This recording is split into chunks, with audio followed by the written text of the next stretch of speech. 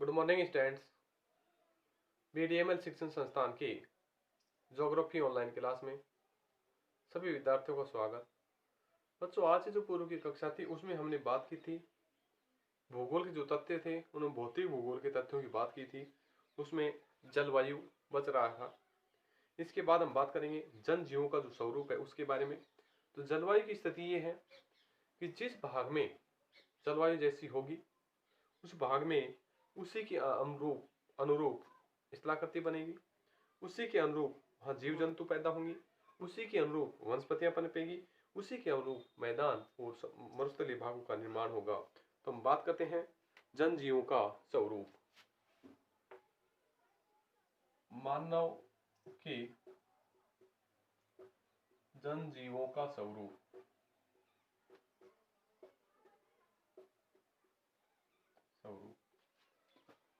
बच्चों, मानव के जो जनजीव हैं उनका जो स्वरूप है उन स्वरूपों की हम बात करेंगे। इससे पहले जो भौतिक स्वरूप था उसमें एक जलवायु बच रही थी, उसकी हम बात करेंगे।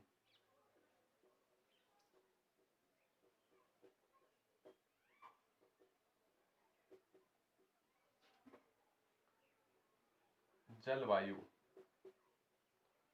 बच्चों, मौसम और जलवायु में थोड़ा सा अंतर है। मौसम की स्थिति यह है, कुछ समय में कुछ परिवर्तन हो जाता है, कुछ समय में तेज अंधकार होता है, कुछ समय वर्षा होने लग जाती है। यानी कि लघु क्षेत्र में लघु समय में जो भी परिवर्तन होता है वो सब मौसम है। उसकी भी विस्तृत भूभाग पर एक लंबी समय अवधि में जो भी परिवर्तन होता है वो सब जलवायु है। जो जलवायु का जो प्रभाव न केवल स्थिति पर ही निर्भर होता है परंतु उनके स्वरूप, जल राशियों आदि को भी प्रभावित करता है। तो जलवायु का प्रभाव न केवल स्थिति पर होता है, स्थिति पर होता है, बल्कि उनके स्वरूपों,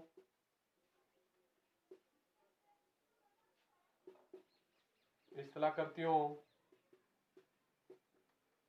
सभी को प्रभावित करते हैं। सभी स्थितियों को प्रभावित होती हैं, इस पे इसका प्रभाव पड़ता है। इनमें पारस्परिक संबंध होता है।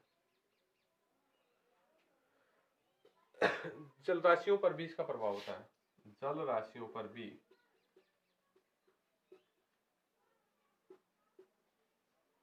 इनका प्रभाव होता है।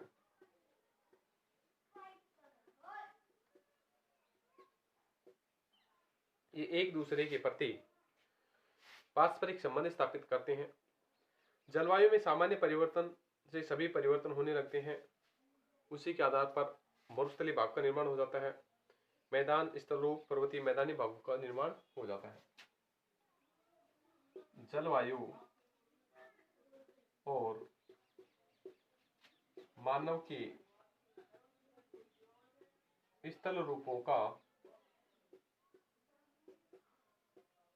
पारस्परिक संबंध है।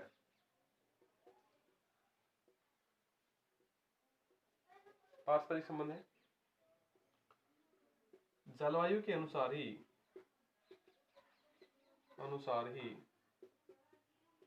किसी भी भाग का मरुस्थलीकरण बन जाता है और इसी से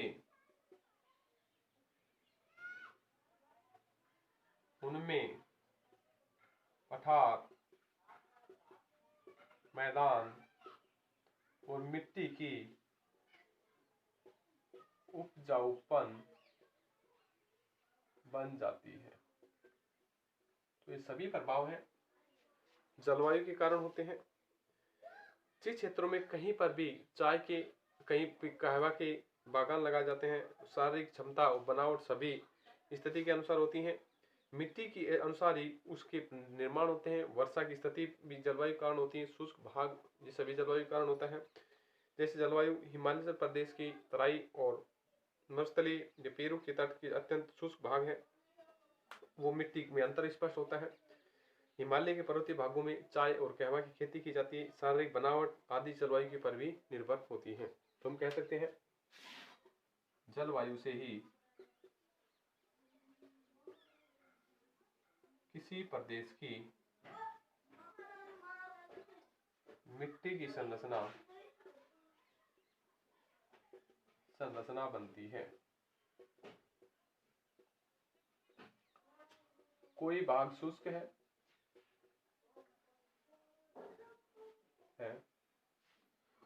तो उन क्षेत्रों में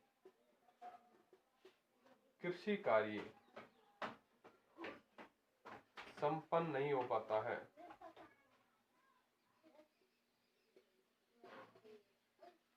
इसके विपरीत किसी क्षेत्र में पहाड़ है, पर्वत है, वहां पर कृषि कार्य की अपेक्षा बागान लगाते हैं, कहवा, कॉफी, चाय की। और मैदानी भागों में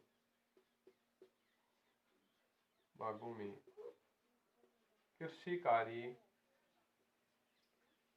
आसानी से हो जाता है।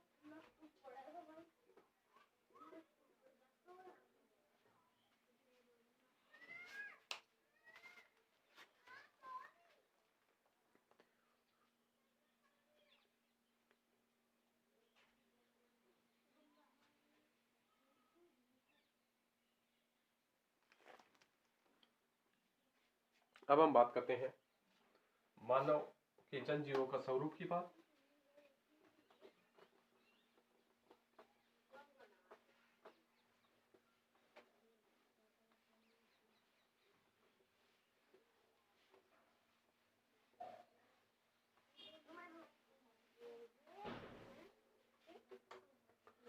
तो बच्चों, मानव के जनजीवन में सर्वाधिक प्रभावित करते हैं पौधे। जैसे भौतिक अवस्था को प्रभाव स्पष्ट रूप से पौधों पर दिखाई देता है, उसी प्रकार मानव जनजाति जनजीवन पर पौधों का स्पष्ट प्रभाव होता है। जैसे बात करते हैं ग्रीनलैंड। ग्रीनलैंड एक वनस्पति और जीवों के अभाव को व्यक्त करता है, क्योंकि उस क्षेत्र में हमेशा बर्फबारी रहती है। इस प्रकार सहारा मरुस्थल में उन क्षेत्रों में वन्य जीव जंतु प्राणी नहीं हो पाते हैं। इसी प्रकार जो सहारा का जो मरुस्थल है, बालू में है प्रदेश है, मैदानी भाग में खेत लहराते हैं, पर्वतीय भागों में भी वन्य जीव निर्भर होते हैं। इसी आधार पर हम कह सकते हैं पौधे इन्हें प्रभावित करते हैं। तो सबसे पहले बात करेंगे पौधे।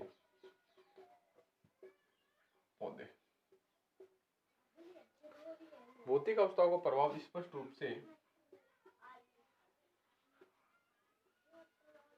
अवस्थाओं का प्रभाव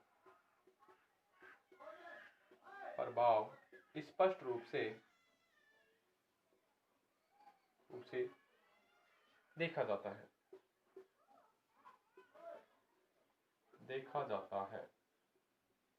ठीक है। जैसे ग्रीनलैंड की स्थिति के आधार पर वहां वनस्पति जीव जंतु का अभाव होता है, पाया जाता है, क्योंकि वह भाग बर्फ से ढका हुआ है।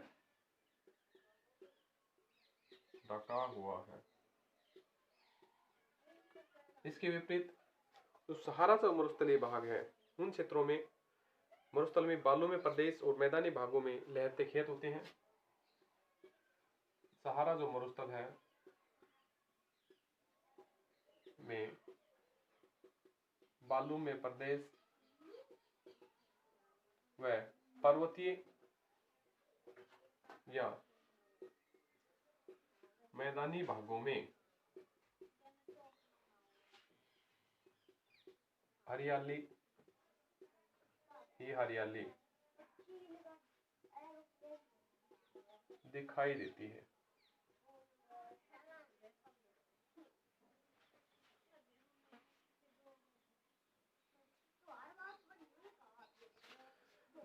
इसके अलावा जो पौधों के साथ ही जल के भीतर उत्पन्न पौधों द्वारा ही मानव पर प्रभाव होता है, क्योंकि जल में हाइड्रोक्लोक्सिक एक समुद्री जीव पनपता है।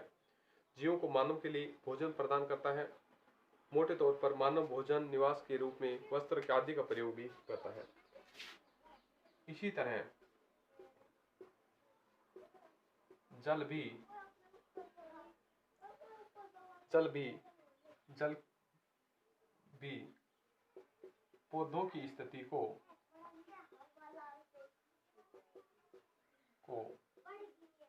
प्रभावित करता है। जल से पौधे पनपते हैं, जिससे मानव का भोज्य पदार्थ बनता है। और इससे ही यानी पेड़ पौधों या कृषि कार्यों से ही मानव को वस्त्र प्राप्त होते हैं।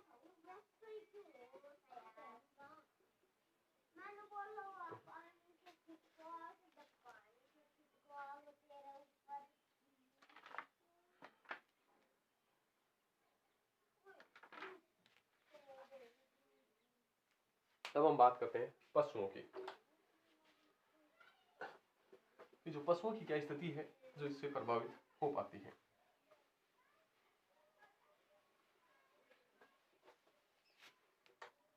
पशु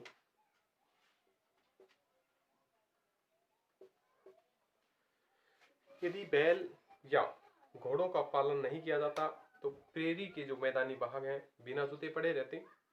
पशुओं के अभाव में ऊन, मांस, मक्खन आदि का होता है। गाय भैंस से दूध, चमड़ा आदि प्राप्त करते हैं। अंडे मुर्गियों से, रेशम रेशे कीट से प्राप्त करते हैं। इसी प्रकार वस्त्रों का महत्व होता है। अगर पशु नहीं हो तो अनेक बीमारियां पनप जाती हैं, क्योंकि एक जीव दूसरे जीव को खा कर उसको संतुलित बनाता है। ये कीड़े, टिड्डे, मकोड़े, खरगोश आदि एक दूसरे के उत्पादों को प्राप्त करते हैं। उसमें छोटे मोटे जीव जंतु, मच्छर होते हैं, उन्हें खाते हैं। चूहे होते हैं जो कृषि कार्य को नहीं पनप देते, तो इनको भी कीड़े, टिड्डे आदि, टिड्डे, मकोड़े, टिड्डी, खरगोश, बंदर आदि इनको खा जाता है।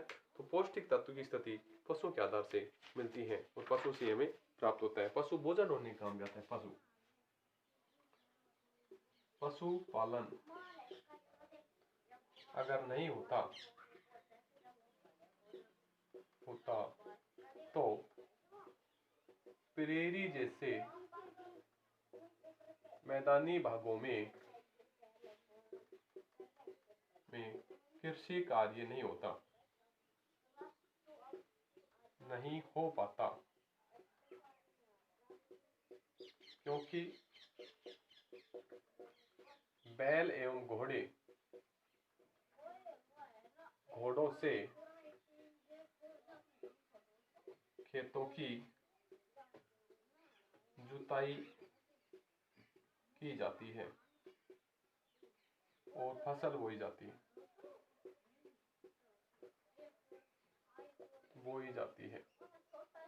इनके अलावा गाय भैंस से दूध, दही, मक्खन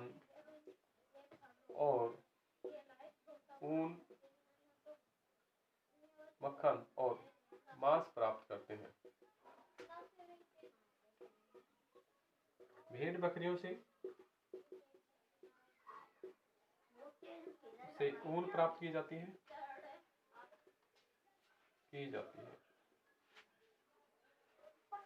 इनके अलावा कई स्थितियां ऐसी होती हैं जहां पर मुर्गियों से अंडे, मुर्गियों से अंडे व मक्खियों से शहद तथा एक जीव दूसरे जीव को संतुलित करता है।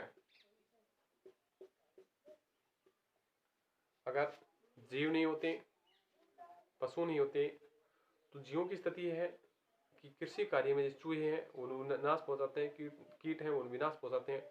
तो इनको एक श्रृंखला सी बनी हुई है, जो एक जीव को दूसरा जीव खाता है, दूसरे जीव को तीसरा जीव, इस प्रकार जीव दूसरे को खाते रहते हैं और संतुलित बनाते हैं, प्राकृतिक स्थिति को बीमार होने से बचाते हैं। जीवों में एक संतुलन के लिए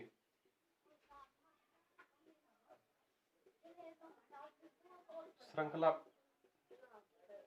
पाई गई है जो मानव के लिए बहुत हितकारी है, क्योंकि इससे संतुलन पैदा होता है, संतुलन की स्थिति बन जाती है।